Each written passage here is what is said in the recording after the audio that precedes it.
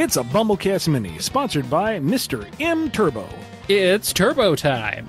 Is the Dimension Imaginary World the size of one universal body?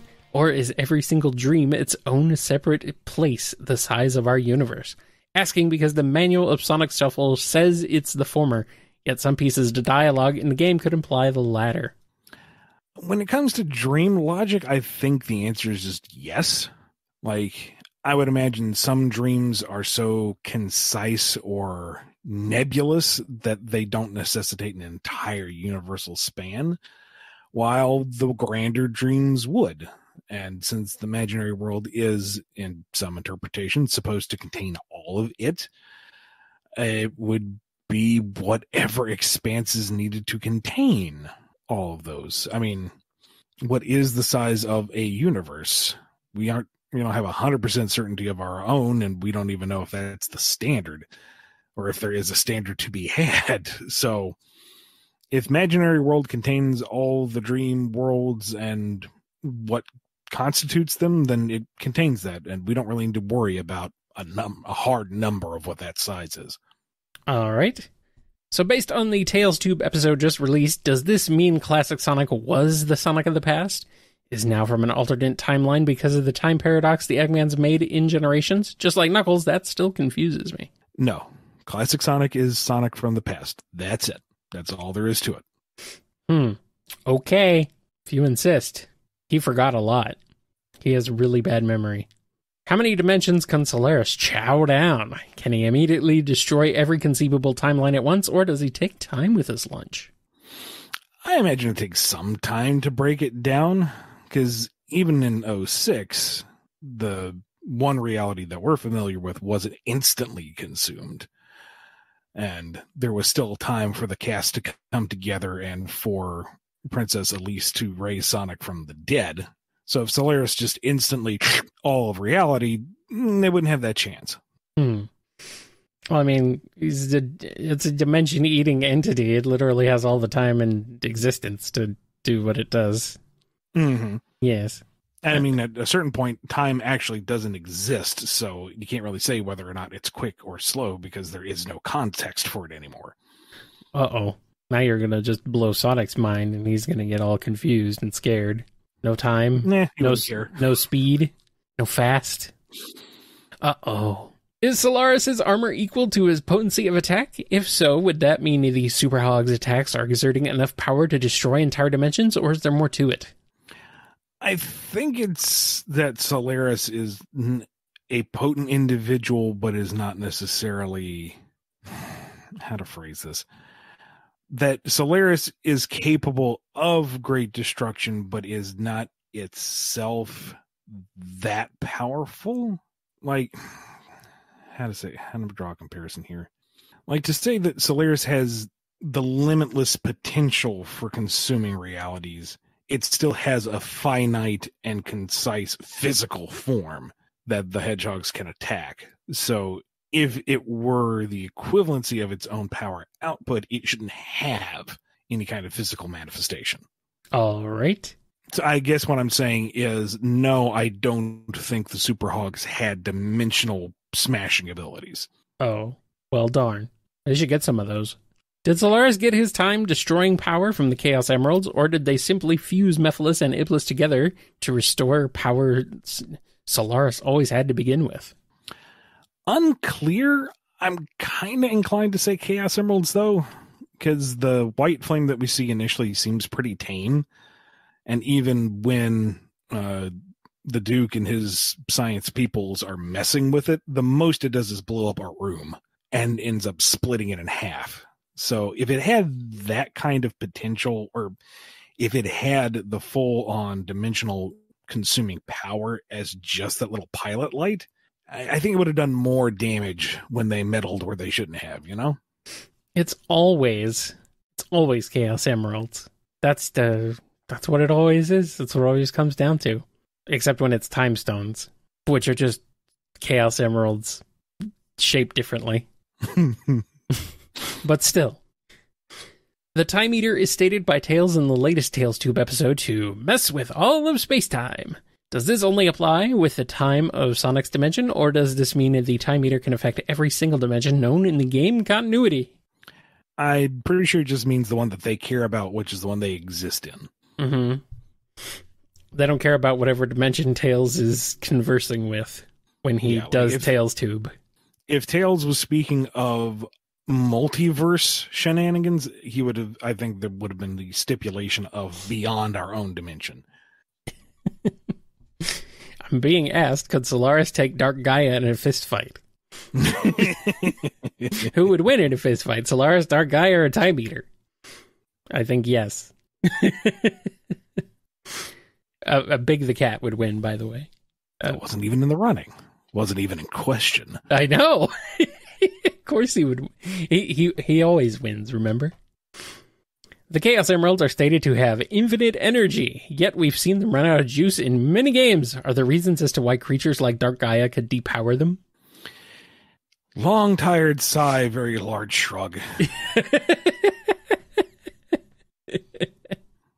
There's so much negative energy in Dark Gaia that it absorbs all of the energy, all of the positive energy of the Chaos Emeralds and depowers them. That, I mean, I guess. Might want to.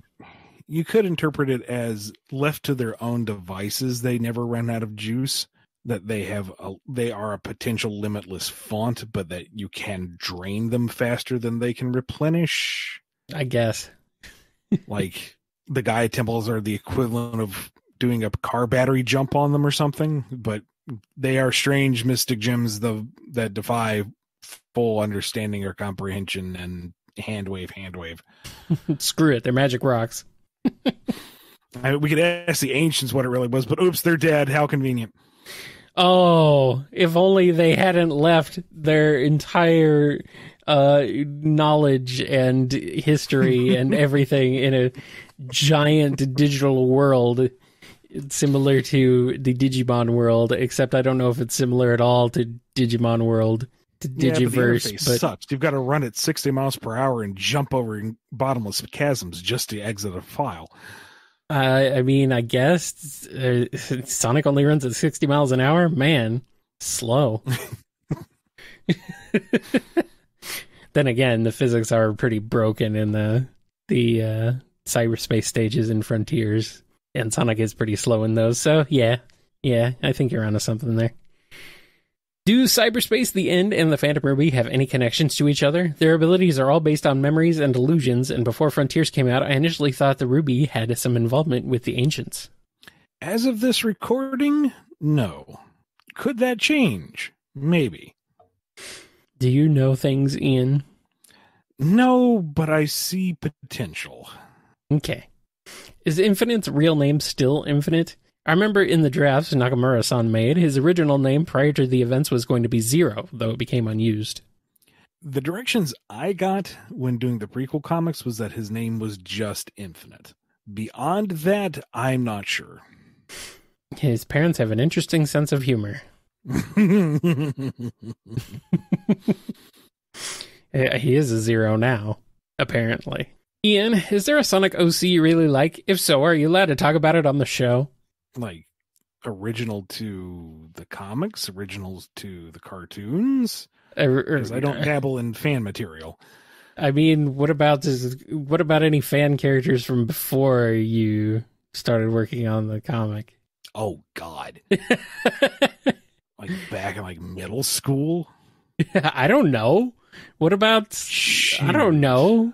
Do you like your own Sonic OCs? I don't know. Do you have? No, wait, you have those now. They're in the comics though.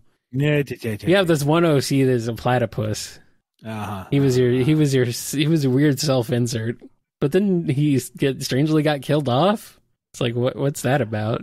I'm having a memory flashback to his old piece of Don Best art from like the 90s.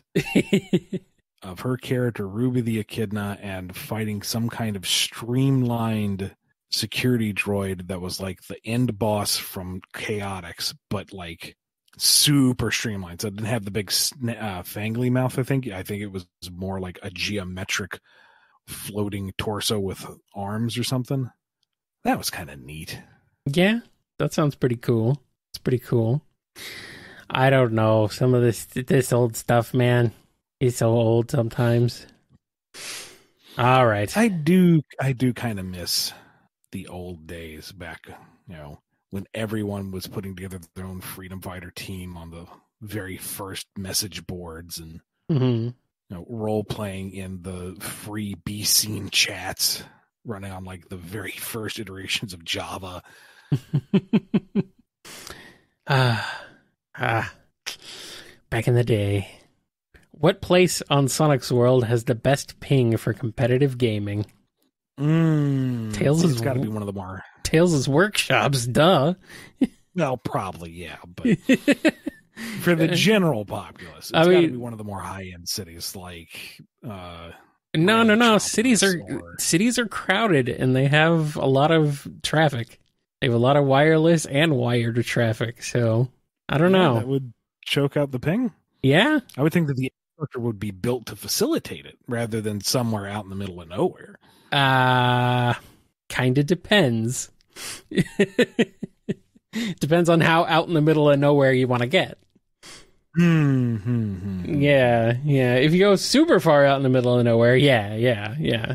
But, I mean, when you're like in an apartment building and you're sharing the same cable line with everybody else in the building, oh, that chugs, man.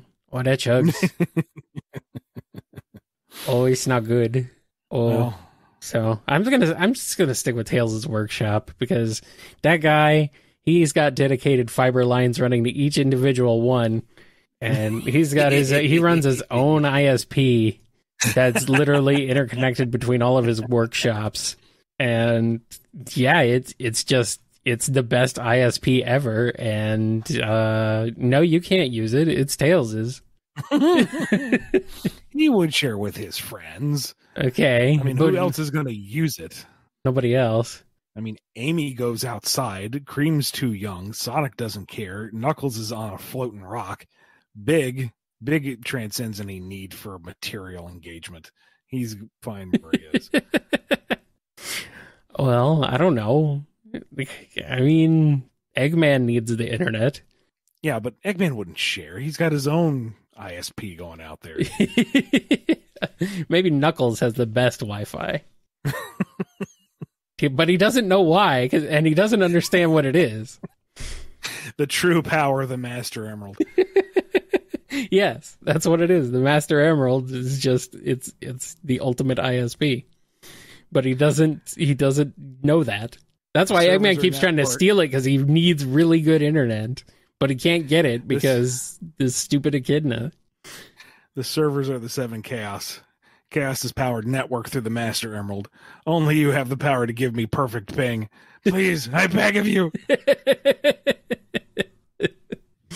Yeah. When the Wi-Fi goes down, so does Angel Island. He's slapping the rock. Come on, I need more bars. We're going to hit any second now. Exactly. Oh, heaven forbid he floats through a dead zone. Oh, no! Chaos's power enriched by the bod. He calls up his provider, XCOM. Oh, sure, I'll get your repairman out there. They'll show up between 9 a.m. and 5 p.m. sometime this month. By the way, our rates are going up. Too real. Oh, well. Thank you to Mr. M Turbo for sponsoring this Bumblecast Mini. If you want a Bumblecast Mini of your own, head over to patreon.com/Bumblecast, Ko-fi.com/Bumblecast, or become a YouTube member. Be good to yourselves, be good to each other, and we will see you next time on the Bumblecast.